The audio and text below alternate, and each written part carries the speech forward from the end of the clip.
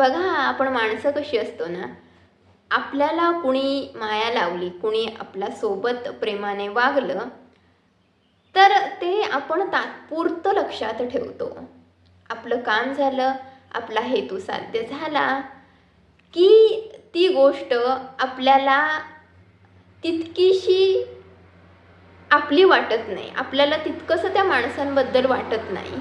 ठीक आहे, त्यावेळेला ती तशी परिस्थिती होती, त्याने मला मदत केली, मग नंतर मी पण त्याला हे गिफ्ट दिलं ना, मग नंतर मी पण त्याचं हे काम करून दिलं होतं ना. आपल्याकडे सगळ्याचा हिशोब तयार असतो. त्याने माझ्यासाठी हे केलं, मग त्याच्या बदली मी सुद्धा त्याचं हे काम करून दिलं होतं, मी सुद्धा त्याच्या या अडचणीला धावून गेलो होतो.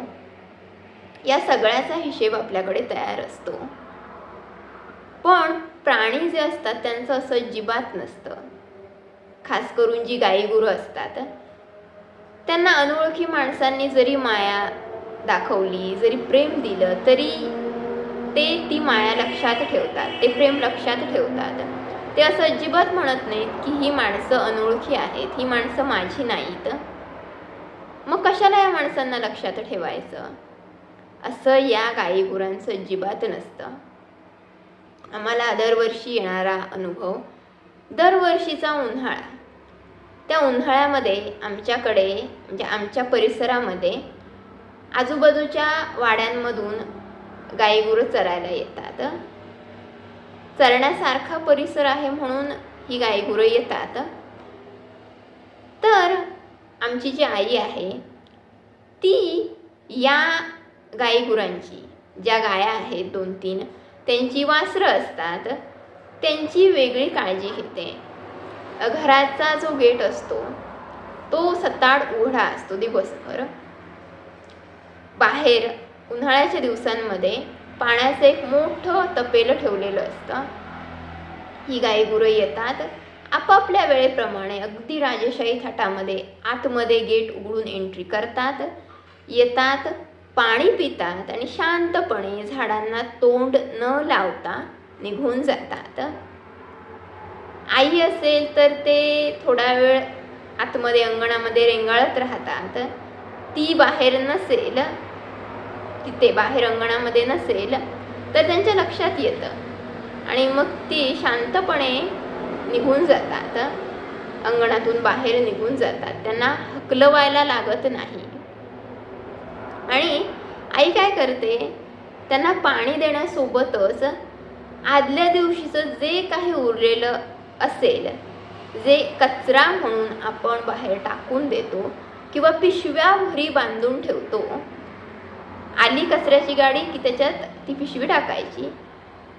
बरंचसं काही असतं उरलेलं, एखाद्या पावाचे तुकडे असतात किंवा काहीतरी तरी नासलेलं असतं, एखादा बटाटा, एखादा टोमॅटो असतो, भाज्यांची देठ उरलेले असतात किंवा काही भाज्या ज्या आपण घरी आणून ठेवलेल्या असतात, फळभाज्या असतील, पालेभाज्या असतील, करायला वेळ मिळत नाही, मग त्या थोड्याशा खराब होतात, शिळ्या होतात. असं सगळं आई रोज गोळा करून ठेवते आणि हा त्यांचा खाऊ पाण्यासोबत तिथे खाऊ ठेवलेला असतो. येतात, खातात, पाणी पितात, निघून जातात.